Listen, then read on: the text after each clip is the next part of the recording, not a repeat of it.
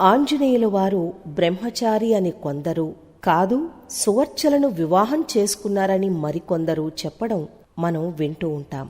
కొన్ని ఆలయాల్లో అయితే ఏకంగా వివాహం కూడా చేసేస్తూ ఉంటారు. కొంతమంది అనుకున్నట్టుగానే హనుమంతుడు బ్రహ్మచారే. అయితే హనుమ సూర్యుని వద్ద విద్యాభ్యాసం చేసేవాడట.